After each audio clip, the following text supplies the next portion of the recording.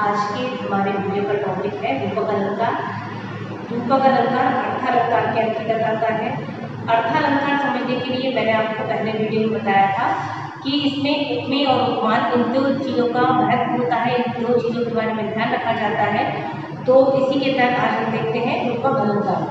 रूपक अलंकार इसकी परिभाषा है कि जहाँ उपमेय में, उपमेय यानी कोई साधन व्यक्ति या वस्तु जिसकी तुलना कर रहे हैं, उपमान का यानी कोई श्रेष्ठ व्यक्ति या वस्तु, जब प्रसिद्ध व्यक्ति या वस्तु का आरोप होता है। आरोप होता है कि उपमेय को उपमान मान लिया जाता है या उपमेय को उपमान एक रूप मान लिया जाए।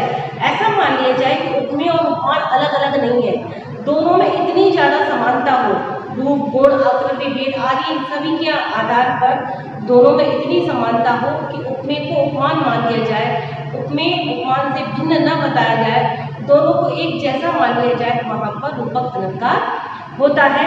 तो जहां पर काव्य में अत्यधिक समानता के कारण उपमेय और उपमान का अभेद आरोप स्थापित कर दिया जाता है, वहां पर रूपक अलंकार होता है। यानी उपमेय और उपमान में इतनी ज्यादा समानता है, इतनी ज्यादा मिलते जुलते हैं वो दोनों कि उन दोनों को एक मान लिया जाए, उनमें कोई भेद नहीं है, ऐसा अभेद आरोप कर दिया जाए कि दोनों अलग नहीं है बल्कि एक ही है, वहां पर कौन सा अलंकार होता है? वहां पर हमारा रूपक अलंकार होता है। तो जहां उपमेय को उपमान के रूप में दिखाया जाए, यानी उपमेय को क्या दिखा दिया जाए? उपमान के रूप में दिखा दिया जाए, वहां पर रूपक अलंकार होता है। अब इसको हम उदाहरण के माध्यम से स्पष्ट कर लेते हैं। उदाहरण देखते हैं कि चरण सरोज पखारन लागा। अब देखिए चरण सरोज, ये जो चरण सरोज है इसमें क्या है? रूपक अलंकार है कि चरण सरोज पखारन लागा। चरण उपमेय है, सरोज उपमान है, पखारन लागा यानी कि धोने लगे। तो चरण रूपी जो कमल रूपी चरण है, अब चरणों को किसकी उपमा दे दी? कमल की उपमा दे दी। ये जो चरण है वो कमल के समान कोमल है अथवा कमल के समान पवित्र है, इसलिए उनको पखारने धोने लगे। तो यहाँ उपमेय में किसका आरोप कर दिया है? उपमान का आरोप किया है कि चरण इतने कोमल है, किसके समान है? कमल के समान, इतने कोमल है, इनको कमल जैसे रखे हुए हैं चरण। तो वो क्या है? यहाँ पर रूपक अलंकार है। जब उपमेय में उपमान का आरोप कर दिया तो वहां पर क्या हो गया? रूपक अलंकार हो गया। एक और उदाहरण देखते हैं हम, पायो जी मैंने राम रतन पायो। और ये देखिए मीराबाई की पंक्ति क्या है? मीराबाई कहती है कि पायो जी मैंने राम रतन, यानी रत्न कौन सा पा लिया? राम को रत्न के रूप में पा लिया है। तो यहाँ भी उपमेय में क्या है? उपमान का अभेद आरोप किया गया है, यहाँ भी कौन सा है? रूपक अलंकार है। अगला है चरण कमल बंदव हरिराई। चरण कमल, फिर वही कि चरणों को किसकी उपमा दे दी? कमल की उपमा दे दी कि चरण इतने कोमल है, बिल्कुल कमल है, बिल्कुल कमल के समान है। यहाँ भी क्या है? यहाँ भी रूपक अलंकार है। बंदव हरिराई यानी वंदना करते हैं हरि के, यानी हरि के चरण इतने कोमल है, इतने पवित्र हैं कि उनकी वंदना करते हैं। एक और उदाहरण है ये यहाँ पर जयशंकर प्रसाद की पंक्तियां है कि बीती विवाह की जागरण। एक सखी है अपनी सोती हुई सहेली को उठाते हुए प्रभात में कि सुबह हो गई है अब उठ जाओ, तो उठाते हुए कहती है कि बीती विवाह की जागरण। ये सखी चांदनी युक्त रात्रि बीत गई है, विवाह की कहते हैं चांदनी में रात्रि हो, तो ये सखी चांदनी में रात्रि बीत गई है, अंबर पनघट में डूब गई। अब देखिए अंबर पनघट, अंबर को किसकी उपमा दे दी? पनघट की उपमा दे दी। यानी अंबर किसके समान है? बिल्कुल पनघट जैसा है। डुबो रही है, डुबो रही है, क्या डुबो रही है? तारागढ़। तारागढ़ यानी तारा रूपी गणों को क्या कर रही है? वो उषा की जो लाइका है क्या कर रही है? डुबो रही है। तो देखिए यहाँ रूपक में उपमेय में क्या कर दिया? उपमान का आरोप कर दिया है।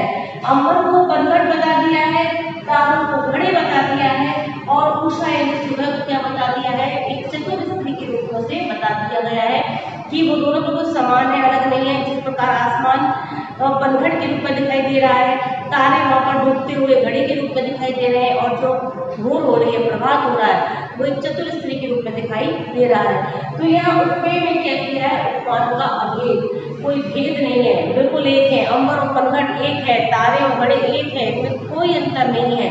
जिस प्रकार अम्बर में तारे विलुप्त होते हैं, उसी प्रकार जैसे कि पनघट में घड़ा डूबता है, बिल्कुल वैसे ही यहाँ पर उनका चित्रण किया गया है। तो यह कौन सा अलंकार है? यहाँ पर रूपक अलंकार है।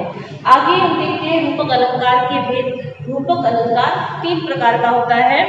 पहला है रूपक अलंकार में सांग रूपक, दूसरा है निरंग रूपक और तीसरा आता है पारंपरिक रूपक। तो ये रूपक अलंकार के भेद है। तो अब हम इनके बारे में समझते हैं।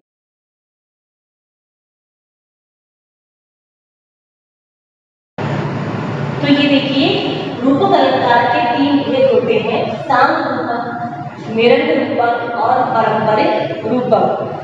इसी के तहत रूपक अलंकार चलता है। तो सबसे पहले हम देखते हैं सांग रूपक। सांग रूपक अलंकार जहाँ उपमेय के समस्त अंगों का आरोप किया जाए, वहां पर सांग रूपक अलंकार होता है। तो सांग रूपक की परिभाषा इस प्रकार हुई कि जहाँ उपमेय में उपमान के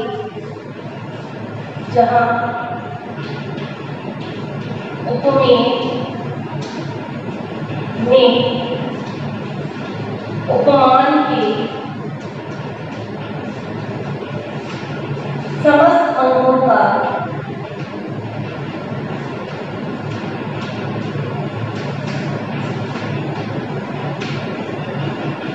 आरोप किया जाए,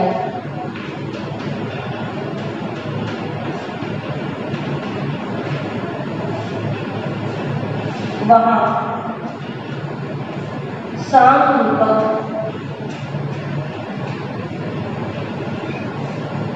अलंकार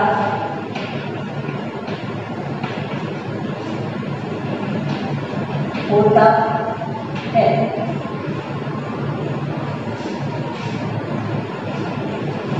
तो देखिए इसकी परिभाषा इस तरह से है कि जहाँ सांग रूपक में जहाँ उपमेय में उपमान के समस्त अंगों का आरोप हो, जहाँ उपमेय में उपमान के समस्त अंग बताए जाए, उनका आरोप किया जाए, वहाँ पर हमारा सांग रूपक अलंकार होता है। या जहाँ उपमेय का आरोप समस्त अंगों के साथ हो, वही उपमेय का आरोप क्या हो? उपमान के समस्त अंगों के साथ हो, वहाँ पर सांग रूपक अलंकार होता है। इसका उदाहरण देखते हैं हम। इसे पहले यहाँ लिख लेते हैं सांग रूपक। उदित, उदयगिरी,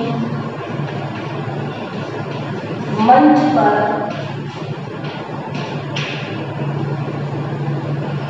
रघुवर, बाल, पतंग,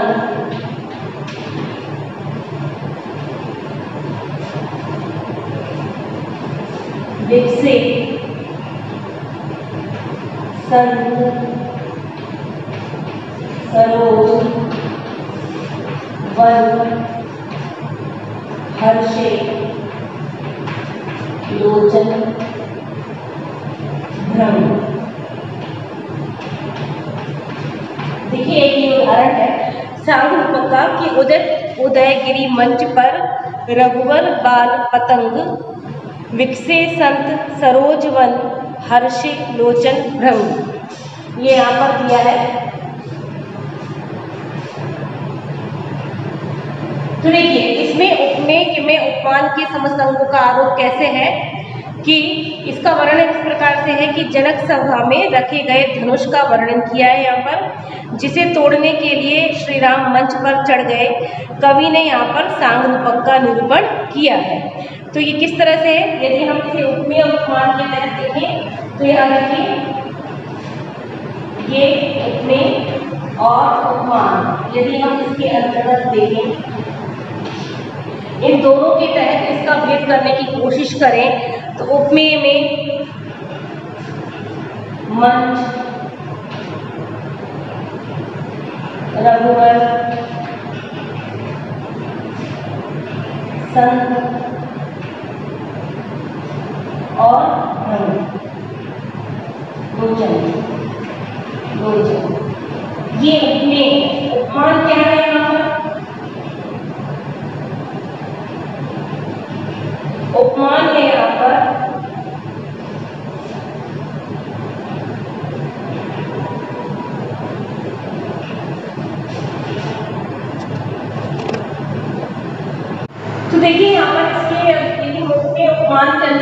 समझते हैं कि उदित उदयगिरी मंच पर रघुवर बाल पतन विकसे संत सरोज वन हर्षे लोचन रंग। तो इसमें उपमेय और उपमान का देखिए, तो उपमेय है मंच और उपमान किससे तो उसकी उपमा की गई है उदयाचल पर्वत से की गई है मंच की। रघुवर यानी भगवान श्री राम की उपमा कैसे की गई है बाल पतंग यानी सूर्य से की गई है। सर्व ये उपमेय है, इसकी उपमा कैसे की गई है सरोज है कमल से की गई है। लोचन यानी आंखों की उपमा किससे की गई है रंग यानी कमरे से की गई है। तो यहाँ पर सांग रूपक में उपमेय में उपमान के समस्त अंगों का यहाँ पर आरोप किया गया है। यहाँ पर उपमेय उपमान के समस्त अंगों के साथ क्या कैसे बताया गया है उपमेय को बताया गया है। तो ये था हमारा सांग रूपक। इसके बाद हम देखते हैं निरंग रूपक।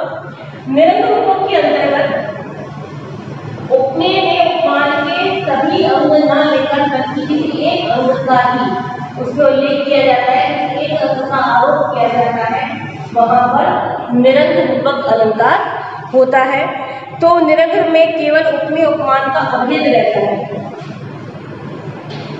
निरंग रूपक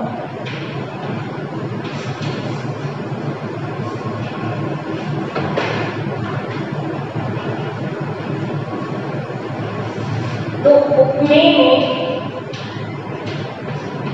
उपमान की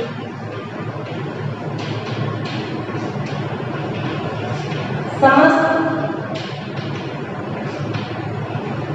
अंगों का आरोप न कर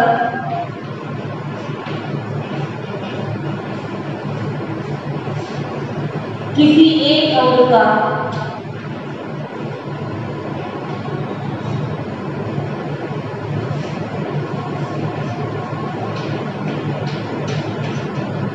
आरोप किया जाता है।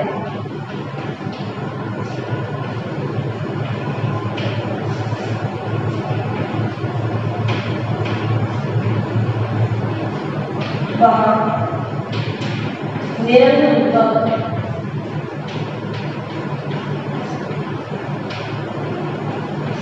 होता है।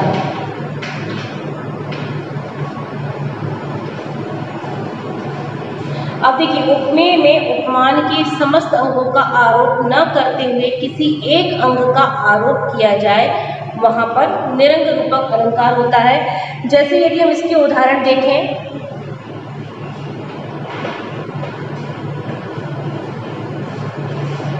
मुख पंकज है। अब देखिए, मुख है उपमेय, पंकज है उपमान। अब इसके समस्त अंग न लेकर इसमें उपमेय उपमान को दिया है, तो यहाँ पर ये कौन सा अलंकार हुआ, ये निरंग रूपक अलंकार हुआ। और यदि हम देखें बंदो गुरु पदकंज, देखिए गुरु के जो पद है इन्हें क्या बताया है यहाँ पर कंज यानी उपमान है। तो बंदो ये पद है, गुरुपद गुरु के चरणों को कंज यानी सरोज की उपमा दी है। तो उपमेय में उपमान का सिर्फ एक ही अंग का आरोप होता है, वहाँ निरंग रूपक होता है। निरंग रूपक में उपमेय और उपमान के समस्त अंगों का आरोप न कर केवल एक ही अंग का आरोप किया जाता है। इसके बाद आता है परंपरित रूपक। परंपरित रूपक जहाँ पर अब देखते हैं हम परंपरित रूपक, जहाँ एक आरोप दूसरे आरोप का कारण होता है, वहाँ परंपरित रूपक होता है। परंपरित रूपक में एक रूपक के द्वारा दूसरे रूपक की पुष्टि होती है, अर्थात एक आरोप के लिए दूसरा आरोप कारण बनता है। तो जहाँ एक आरोप दूसरे आरोप का कारण बने, तो देखिए यहाँ पर परंपरिक रूपक के उदाहरण है। बाढ़ ज्वाला सोती थी इस प्रलय सिंधु के तल में, प्यासी मछली सी आंखें थी विकल ऋतु के जल में। अब ये अर्थ क्या जगह है, तो पहले हम इसके अर्थ को देख सकते हैं कि बाढ़ ज्वाला, बाढ़ कहते हैं बड़वाखरी कहते हैं समुद्र में लगने वाली आग को। तो समुद्र की आग सो रही थी इस प्रलय सिंधु के तल में, सिंधु के तल में यानी समुद्र के तल में ये जो आग है सो रही थी। प्यासी मछली सी आंखें, अब देखिए प्यासी मछली सी आंखें, जो आंखें हैं उसको क्या होता है, प्यासी मछली से उपमा किया है कि विकल रूप के जल में, इसमें विकल रूप के जल में, इस आरोप को बताने के लिए हमने दूसरा आरोप दिया है कि विकल रूप के जल में, रूप के जल, रूप का जो जल है ये क्या है, ये दूसरा उसमें आरोप में किया गया है, उसका दूसरा उसमें रूपक बताया गया है। तो प्यासी मछली सी आंखें की विकल रूप के जल में, तो यहाँ आंखों में मछली का आरोप रूप में जल का आरोप के कारण ही स्पष्ट है कि यहाँ पर परंपरित रूपक है, क्योंकि पहला मछली और आंखों इन्हें किया गया, प्यासी मछली जैसी आंखें बताई हैं, और फिर विकल्प रूप को और जल का बताया गया है।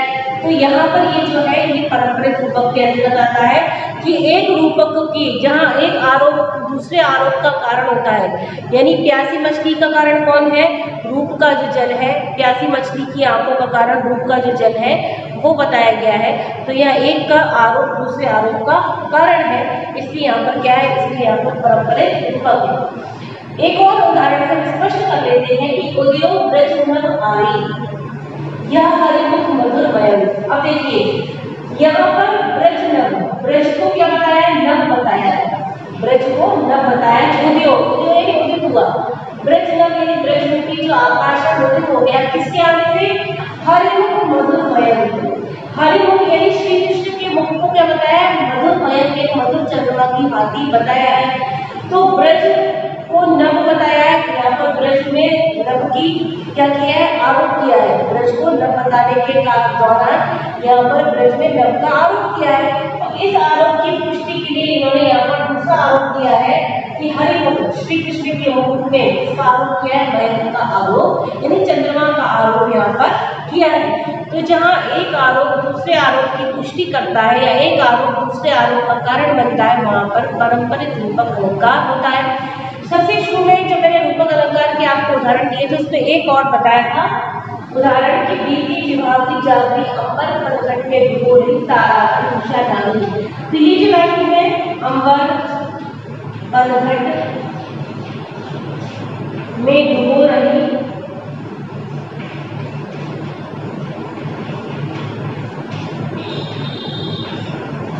तारा उषा डाली।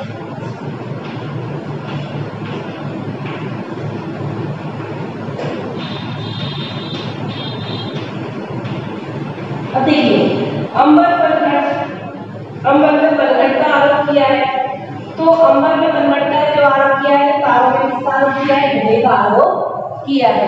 तो यहाँ पर क्या है, यहाँ पर परंपरित रूपक है। आज के हमारे वीडियो में हमने रूपक अलंकार के बारे में देखा और इसके तीनों भेद के बारे में देखा। आशा है आपको आज का वीडियो समझ में आया होगा। जय हिंद।